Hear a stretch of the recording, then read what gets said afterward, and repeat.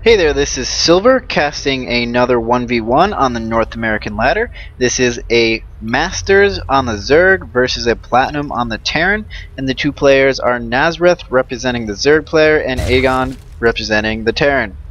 He is sponsored by CCN. I'm not sure who that is. Anyway, we'll be having a good old-fashioned Terran vs Zerg on our hands, which is a pretty fun matchup to watch if you ask me. There's a lot of counters to everything there. As the Overlord is moving across the map, I do notice he has his fashionable dreadlocked haircut done. That is the custom skin. I believe you get it at level 20, I would say, for the leveling system as your respective race. And look at that, it's pretty cool. It's just dreadlocked Overlord. And in the meantime, on the production tab, there is just an SCV, a supply depot, and an Overlord going down pretty much at the same time every single game. So the Overlord has been complete. He's going to be building more drones. Now this is a fun map to play on because it is relatively small, I believe, because the rush distance between your opponents, although you do have to go around here, there is a lot of attack angles between almost every single expansion.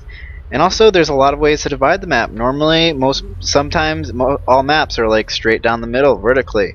But this map can be divided this way. If a player gets some good contains, it can be divided just going to these three expansions or even these two. So the important thing about this map, you have to keep your expansions protected. There is a lot of distance between them, and you have to position your forces accordingly to deal with harassment such as drops, mulists, zerglings, whatever.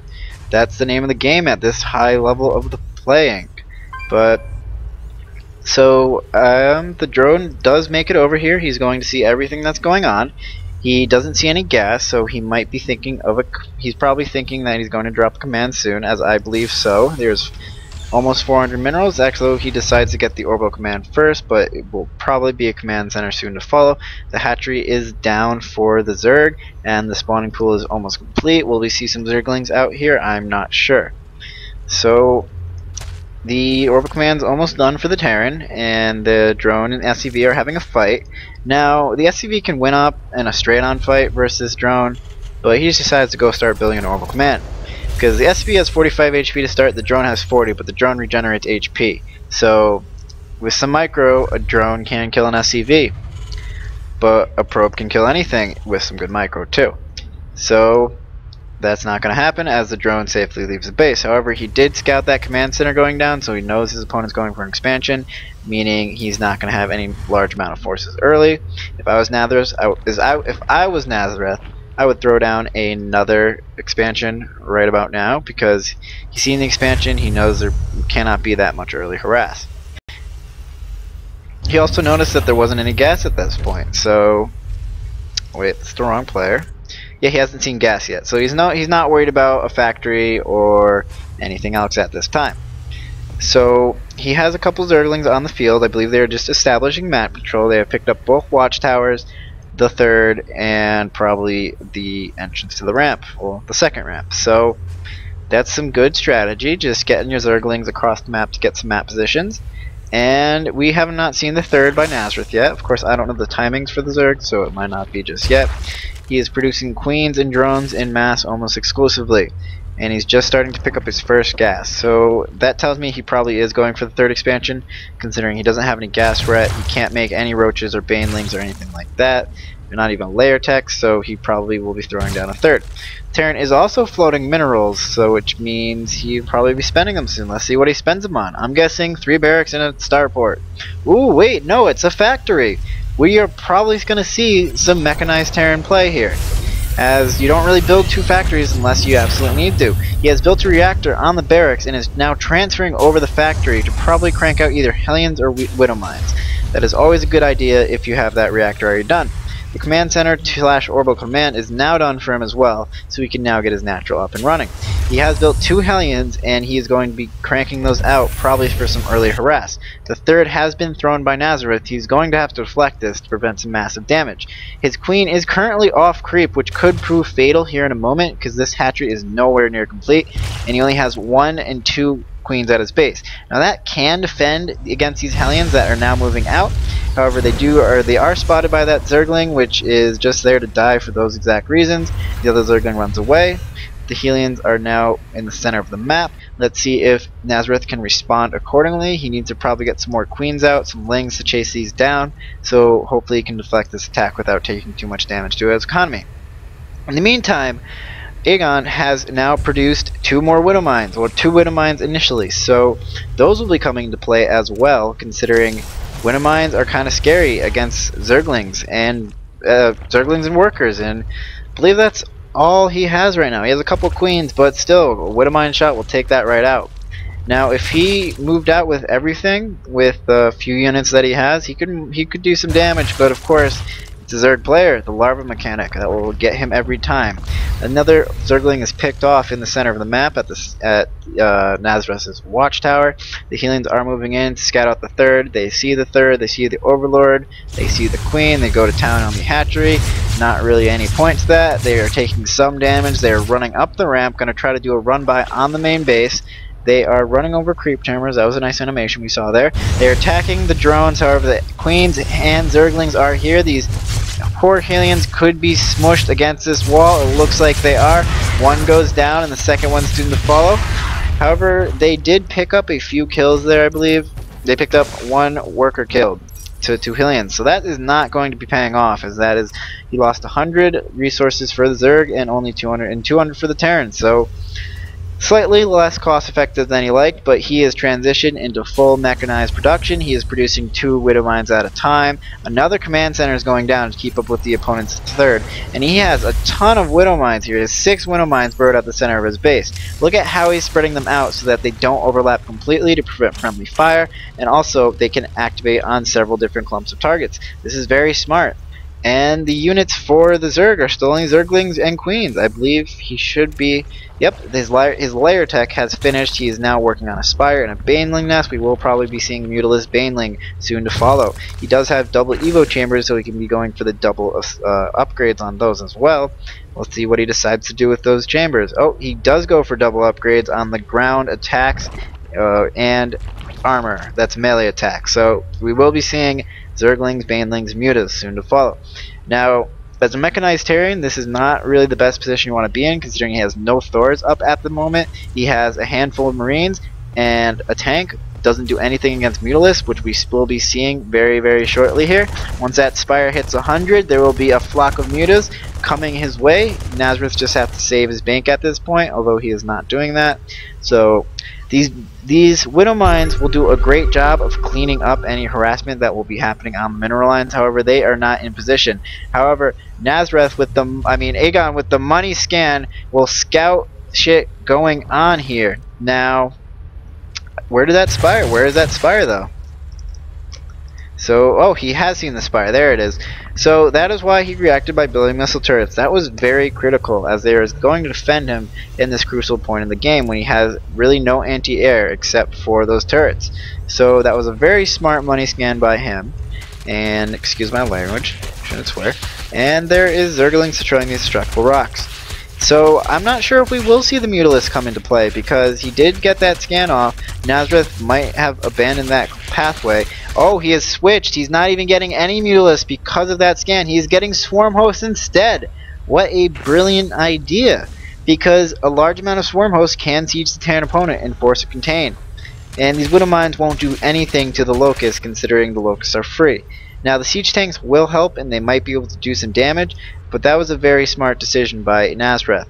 Not going for the Mutalisk, considering it was scanned, and missile turrets that would inevitably be at the Terran's base would destroy that Mutalisk fleet alive. So he has transitioned into Swarm Host. Although that's unfortunate, because his ground attack on the Zerglings will not be affecting the Swarm Host. However, he is getting Enduring Locust, which is quite critical as a Zerg. If you're going Swarm Host, that is a must-get upgrade.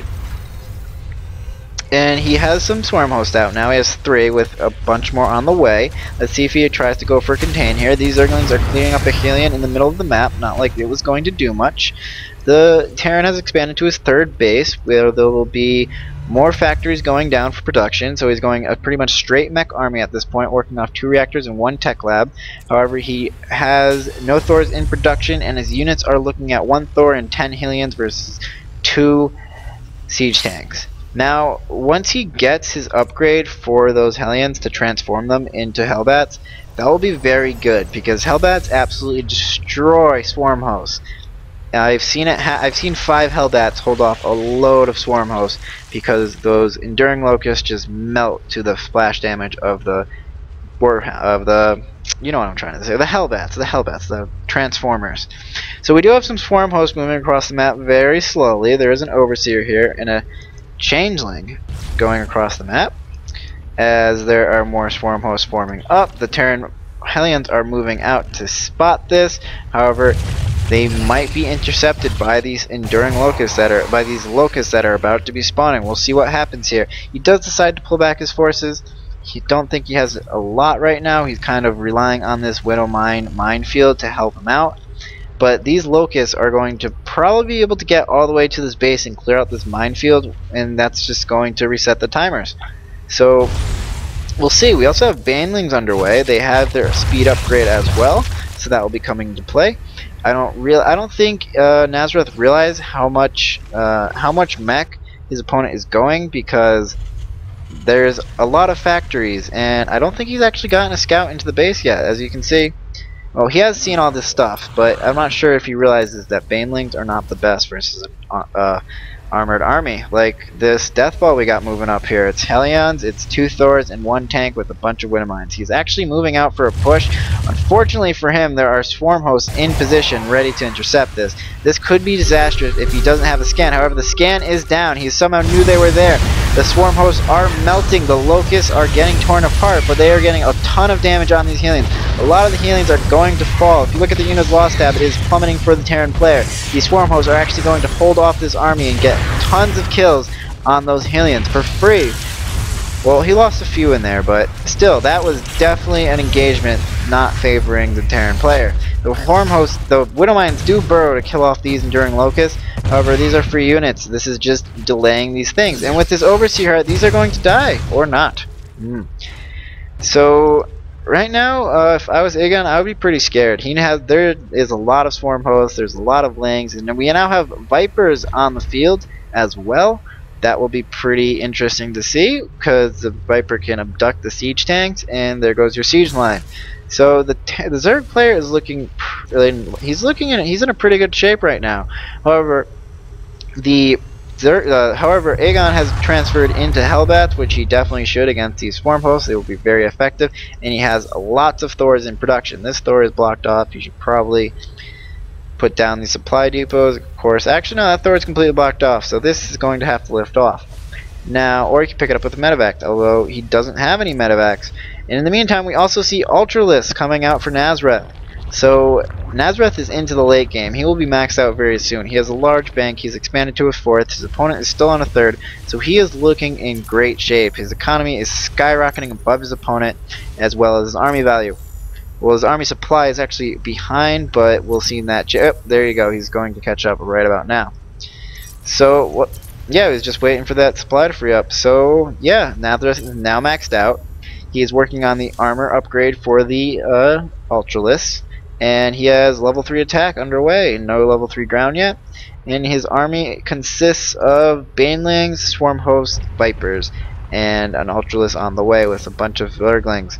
And he's going against 5 Thors, 8 Hellbats, and 3 tanks. This battle will soon commence. The Swarm Hosts have burrowed right outside the expansion that is going to be built here for the Terran player.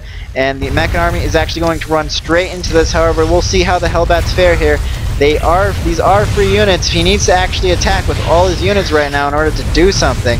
However, I don't believe he knows what's going on, considering these Swarm Hosts are just going to town. He needs to focus fire those Swarm Hosts. He has enough Hellbats. He has enough Hellions. He's just not doing it. Anyway, on a side note, Swarm Hosts always make my game lag when I'm watching a replay for some reason. We'll see. That is a pretty cool custom Overlord skin. Look at that. That is glowing blue. Interesting. I haven't seen that one yet.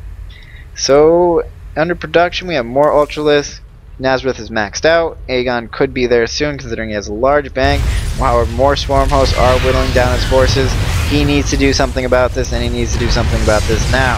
He needs to catch those Swarm Hosts off position, as he is now being counterattacked by a Zergling Bangling Ultralisk army.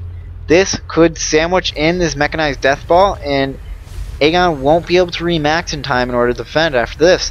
So this is it. This is kind of his final stand. There is another wave of locusts moving in. He has scanned it. The siege tanks will come in. Here comes the Vipers. Wait for the adducts. Wait, the blinding clouds instead. All these mechanized units are useless. They can only attack at melee range. The Ultralists are streaming in from the side. The Banelings and Zerglings are doing their job, getting surrounds on everything. Those blinding clouds were money. They completely ruined the effectiveness of this death ball. The Widowmines activate, but they do absolutely nothing as his forces are being destroyed. However, you can see there is still a decent amount of production going on for both these players. However, the Terran player is severely behind in the army supply and in the econ. So this is probably it. This expansion will most likely fall unless he cancels it and lifts it off. And unless what Aegon can do right here is maybe transfer into mass BCs very quickly, but that still wouldn't do him much good considering the Spire's already built. He knows about that. So considering right now the Zerg army has no anti-air, so even a Banshee could start whittling down these armies. The Widowmines activate again, picking up one Ultralist kill. However, most of these do go off on these locusts, which makes it a moot point. And the Zerg has now expanded up to 2 more bases, so he is just doing the right moves at the right time in this game. So yeah, that was a corpse exploding. That's always cool. The Swarm Host, or the Ultralists, have moved into a position to attack this third, which is a planetary, so it might be able to hold on here.